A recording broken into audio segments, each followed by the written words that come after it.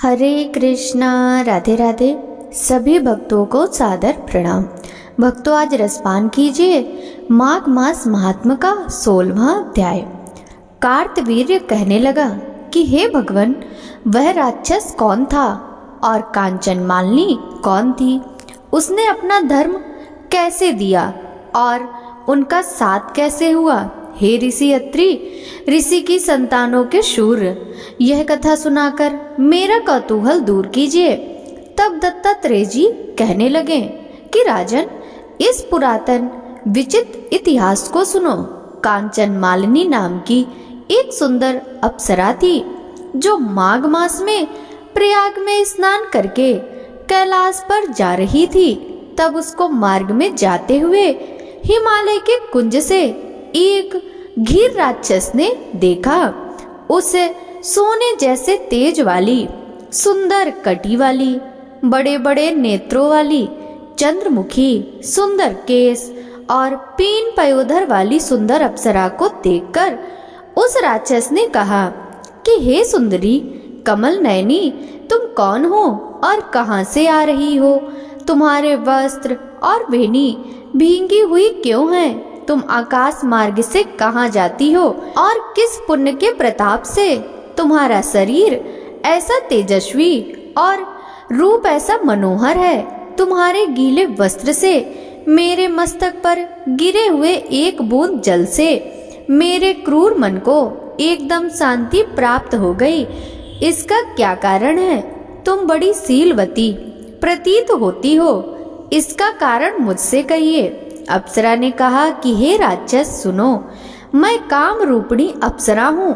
मैं प्रयाग में संगम में स्नान करके आ रही हूँ, इसी से मेरे वस्त्र भींगे हैं। अब कैलाश पर जा रही हूँ जहाँ पर श्री शिव निवास करते हैं। त्रिवेणी के जल से मेरी सब क्रूरता दूर हो गई, जिसके पुण्य के प्रभाव से मैं इतनी सुंदर और पार्वती जी की प्रिय सखी हुई। जो आश्चर्य देने वाला उदाहरण मुझसे ब्रह्मा जी ने कहा था सुनो। मैं कलिंग देश के राजा की वेश्या थी। रूप, लावण्य और सुंदरता में अपूर्व थी। मेरी सुंदरता पर सारा नगर मोहित था और मैंने अनेकों प्रकार के भोग भोगे। अनेक प्रकार के वस्त्र और आभूषणों की घर में कोई कमी नहीं थी। कई कामी पुरुष आपस में इस स्पर्धा ही से मृत्यु को प्राप्त हो गए।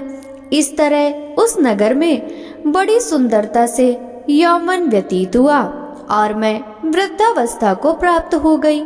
तब मेरे मन में विचार उत्पन्न हुआ कि मैंने अपनी सारी आयु पापों में ही व्यतीत कर दी। धर्म का कोई कार्य, दान, तप, यज्ञ आदि नहीं किया। शिव या दुर्गा जी की आराधना नहीं की, ना कभी भगवान विष्णु का पूजन किया। इस प्रकार अशांत चित्त से मैंने एक ब्राह्मण की शरण ली जो वेदों का ज्ञाता और ब्रह्मनिष्ठ था।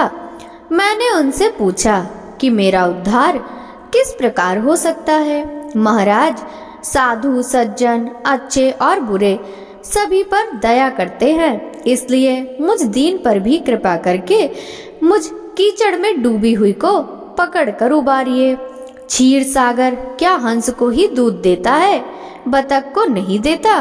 तब वह ब्राह्मण राजा का पुरोहित इन सब बातों को सुनकर मुझ पर दया करके कहने लगा कि तू ब्रह्मा के क्षेत्र प्रयाग में जाकर माघ मास में त्रिवेणी संगम में स्नान कर, परंतु मन में अशुभ क्रिया का विचार नहीं करना। पापों के नाश के लिए महर्षियों ने तीर्थ स्थान से अधिक और कोई प्रायश्चित नहीं बतलाया। प्रयाग में स्नान करने से तू अवश्य पवित्र होकर स्वर्ग को जाएगी।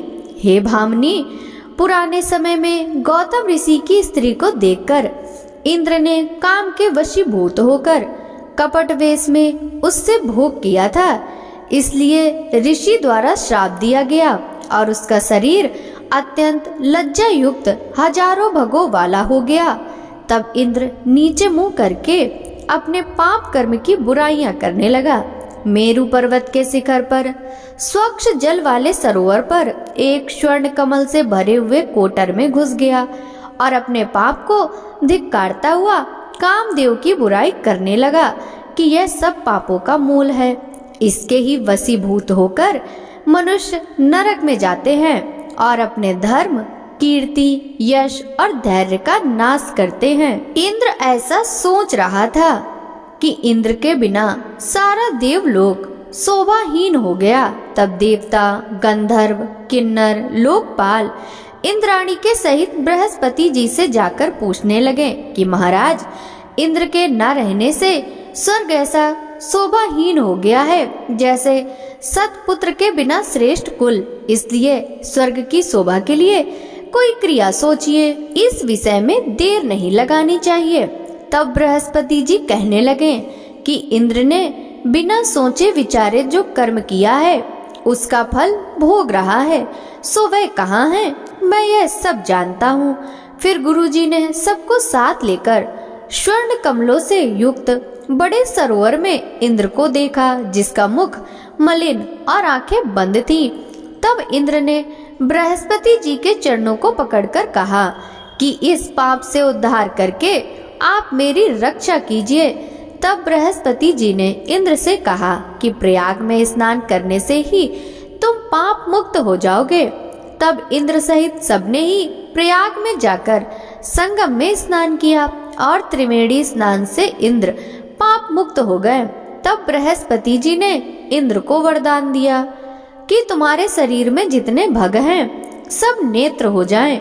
तब इंद्र ब्राह्मण के वर से 1000 नेत्रों से ऐसा सुशोभित हुआ जैसे मान सरोवर में कमल शोभायमान होता है।